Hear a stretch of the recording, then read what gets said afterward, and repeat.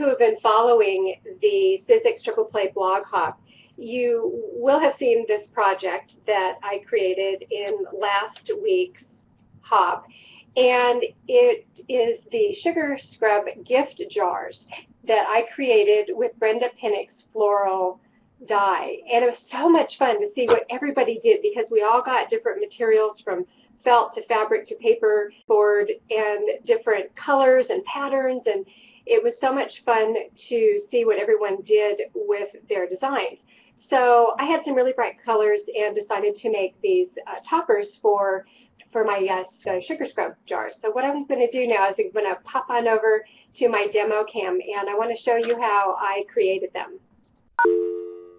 As you can see here, these are the little flowers that I made from Brenda's dye, and what we got is a packet that had some plain papers and some plain mat board, and then in my particular kit I had these pieces of felt.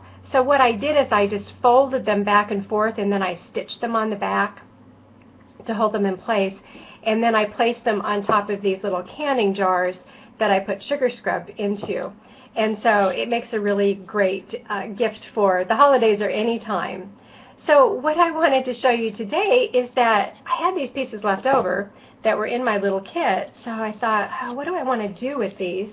And I love to rubber stamp, and I thought, gosh, it would be so easy just to take these little pieces and stamp on them for either putting toppers onto more of my sugar scrub jars or for other projects. So let's see if I can get this back in focus.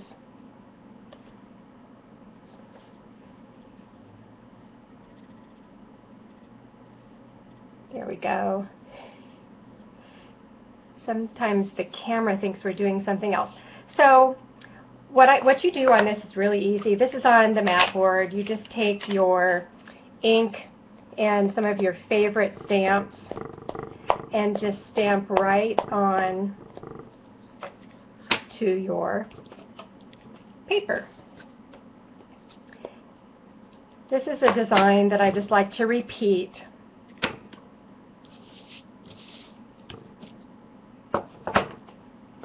And you can see that I've done that on different shapes here.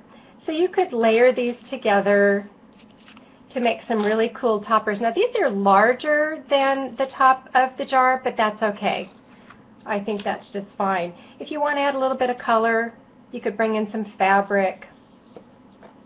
And of course I like to add some dimension to my pieces, so I might glue on a marble or a button, and it makes a really cute topper for these jars or for any creative project.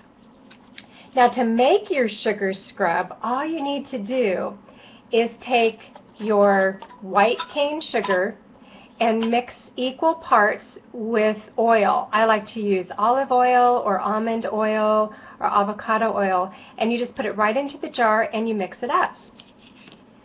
Then to scent your sugar scrubs, you would use your essential oils, and I like to use organic essential oils. You can use mixes, like this is the Mellow Mix, which has lavender and sandalwood, and you just drop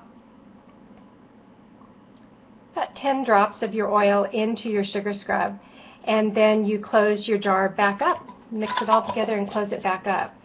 What I noticed on some of these too, since this is really oily, what I like to do is I like to put a piece of shrink plastic over the paper that I'm putting on the top of my sugar scrub so that it protects that paper.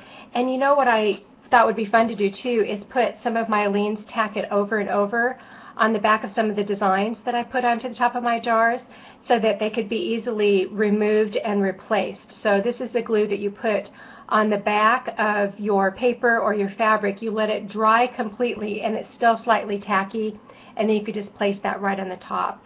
So this makes some really fun, quick and easy gifts for the holidays, and you will find the post for my sugar scrub jars at Cool2Craft.com.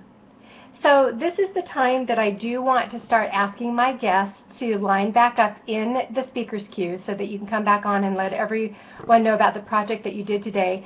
And I will look here and see what questions that you have.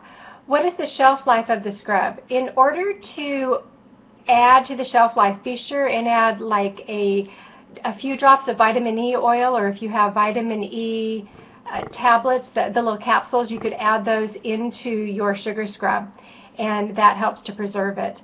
I go through these pretty quickly, so I just leave them sitting on my shelf. You could probably refrigerate them also. Make sure that when you do send these, if you're sending these as a gift, that you seal them very well. I actually would probably put some clear tape around the edge here and make sure that they don't leak at all. And again, I do recommend organic essential oils. Don't use perfume oils. You want to make sure that you're picking a high quality essential oil.